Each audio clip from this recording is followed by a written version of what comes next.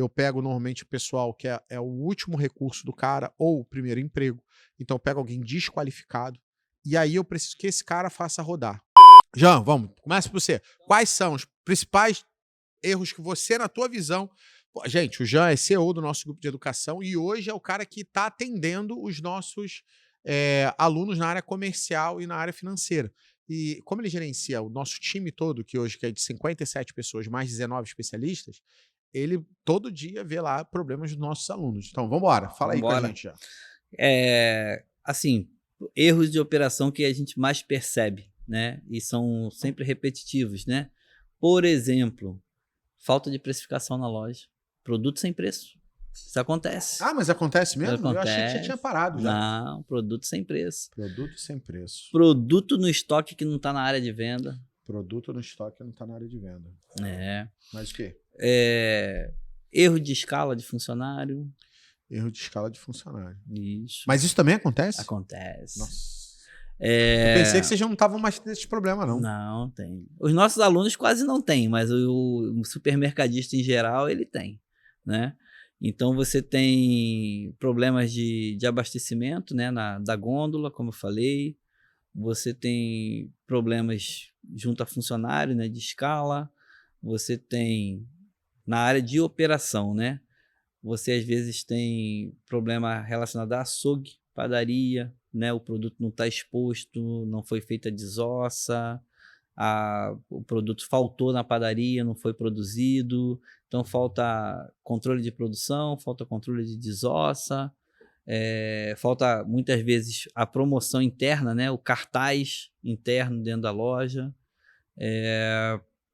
Muitas vezes falta troco dentro da loja, ainda acontece, né? Então, os erros operacionais, eles assim, são básicos, né? E continuam acontecendo. Porque, normalmente, como você falou, né? O processo básico, ele não foi redigido. Então, a gente não tem um controle formal de como estão acontecendo as coisas dentro do mercado. A gente não tem, por exemplo, que a gente sabe que o Vinícius é um especialista nisso, a gente não tem, por exemplo, um checklist que dê ali a rotina do gerente, por exemplo. Ele não tem um checklist da loja, por exemplo. Por quê? Como a gente sempre fala, né? Tem que existir um processo para que você possa medir as falhas, quantificar as falhas e resolver as falhas. Então, se você não consegue, o meu açougue está desabastecido. Ok, por quê? Onde foi o problema? Alguém tem que identificar. Quantas vezes isso aconteceu no dia, na semana? Quantas vezes eu pedi para botar um splash no produto? Às vezes o cara faz a ponta de gôndola e não coloca preço, né? Então, quantas vezes isso aconteceu? Por quê? E o que a gente está fazendo para resolver? Então, aproveitando que o Jean falou, então nosso primeiro presente vai ser o checklist gerencial que o gerente tem que fazer antes das 10 da manhã e antes das 5 da tarde para dar uma rodada na loja. A gente vai entregar esse modelo para você em PDF.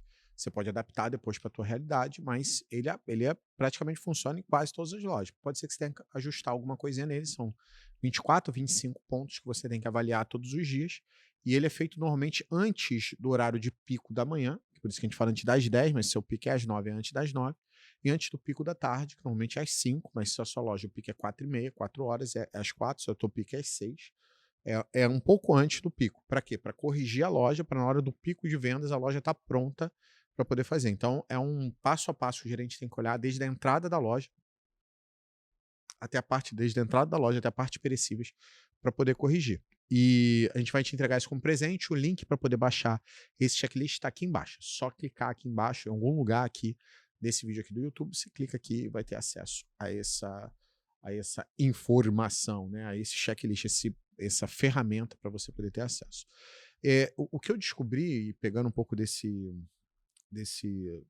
gatilho que o Jean falou, é que a operação, a gente tem que separar ela em alguns pontos, né? Primeiro, o processo. Então, tem por exemplo, processo de recebimento, processo de abastecimento, processo de compra. E aí eu tenho um processo como um todo, que muitas vezes várias pessoas lidam com dentro de um mesmo processo. Então, por exemplo, processo de recebimento, eu tenho um conferente, eu tenho a menina que lança a nota, e algumas vezes, dependendo do que aconteça, eu tenho um comprador envolvido. Então, tenho 3 pessoas que andam dentro de um processo de recebimento. Ao mesmo tempo, eu tenho uma outra coisa, e esse processo, se ele acontece todo dia, que é o caso do recebimento, ele não é só um processo, como ele é uma rotina, que acontece dia sim, dia também, todos os dias. Mas a gente tem um outro conceito que é a rota, que basicamente é o passo a passo que, por exemplo, o conferente tem que fazer todo dia. Chegar, botar o uniforme, tomar o café, bater o ponto, e aí o processo daquela pessoa, daquela função, que a gente chama de rota. Beleza. Entendido esses três conceitos, a gente precisa entender uma outra coisa. O que a gente identificou na consultoria é que a gente pode desenhar o melhor processo do mundo, que não necessariamente isso vai ser executado.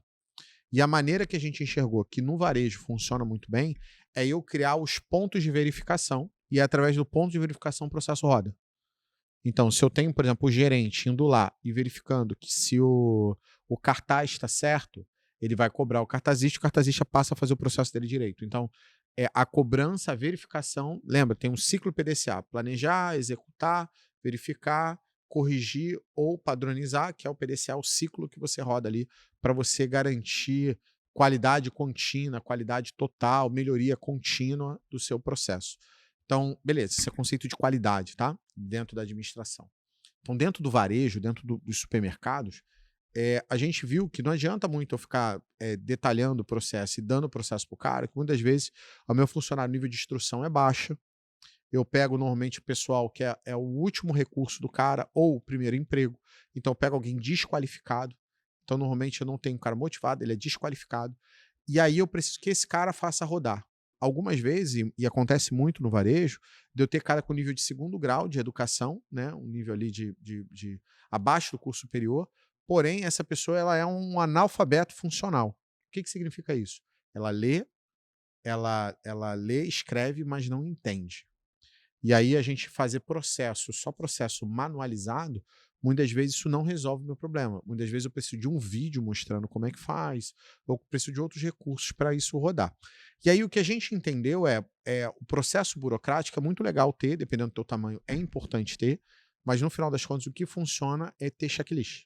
Então, se eu montar o checklist, que nas indústrias é um setor de qualidade, auditoria, eu garanto que o processo inteiro rode. O que eu tenho que fazer? Eu tenho que ter lideranças rodando algum checklist e eu tenho que ter a prevenção, que seria um setor de auditoria dentro do supermercado, rodando o checklist para verificar a operação se está rodando e está funcionando. Eu preciso ter a controladoria rodando algum checklist para verificar se a retaguarda do supermercado, financeiro, fiscal, compras, RH, DP. RH, DP e a própria prevenção são auditadas pela controladoria. Então, ela também tem os checklists dela, ou seja, o que ela precisa olhar todos os dias para ver se esses setores aí estão rodando, estão funcionando e tudo mais.